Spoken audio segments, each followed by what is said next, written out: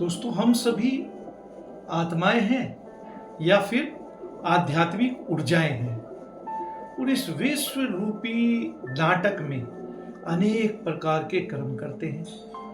हम सभी ने अच्छे भी कर्म किए हैं और बुरे भी कर्म किए हैं। इस कर्म के सिद्धांत के मुताबिक ही हमें इन पर कर्मों का फल इस जीवन में मिलता है। यह सिद्धांत इस बात पर निर्भर करता है कि जो व्यक्ति करता है उसको वही वापस मिलता है।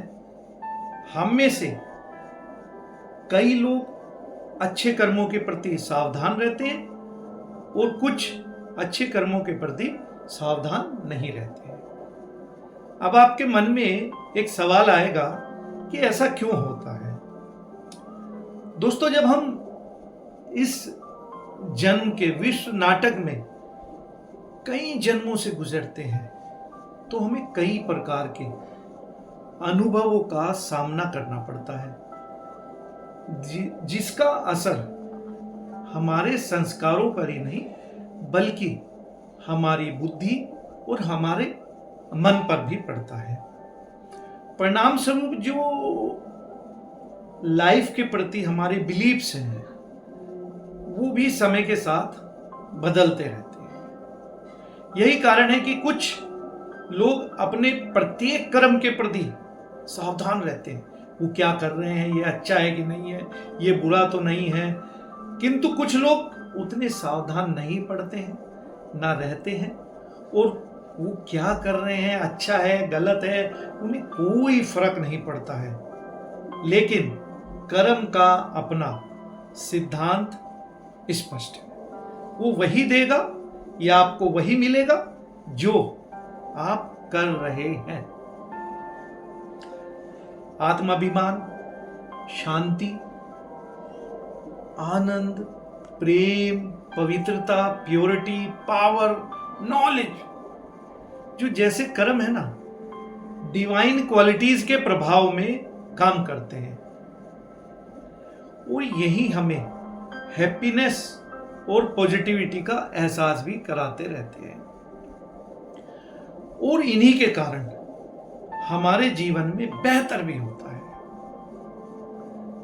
ये जो पॉजिटिव सर्कमटेंसेस हैं उनको आकर्षित करते हैं, उनको लुभाते हैं, जबकि काम, क्रोध, लोभ, मोह, अहंकार, ईर्ष्या, घृणा, छल जैसे विकारों के प्रभाव में किए गए कर्म हमेशा हमें दुख देते हैं और जीवन में नकारात्मक परिस्थितियों को आकर्षित करते हैं। एकमात्र परमात्मा ही ऐसा है जो हमेशा आत्माभिमानी रहता है, सेल्फ प्राइड रहता है। परमात्मा मनुष्य की तरह क्योंकि फल की कामना नहीं करता है और ना ही उसको फल मिलता है, क्योंकि वो तो दाता है। परमात्मा हमेशा सद्गुण और शक्तियों का अपरिवर्तनीय सागर है।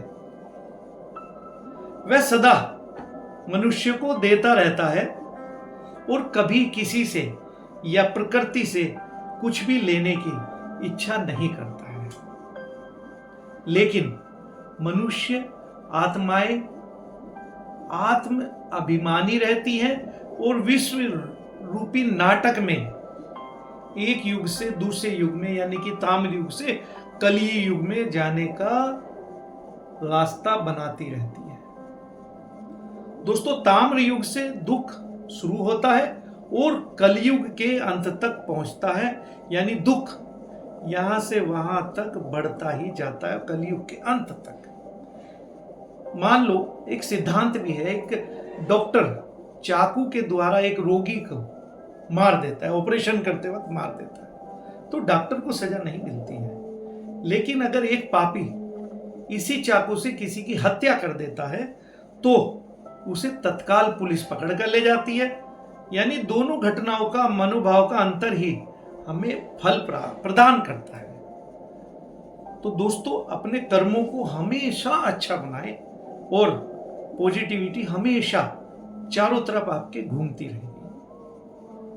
कमेंट्स में लिखना मत भूलें। आज आपको ये कर्म रूपी सिद्धांत कैसा लगा? नमो बुद्धाय अवश्य लिखें। मिलते हैं अगले वीडियो में, तब तक अपना ख्याल रखें। धन्यवाद।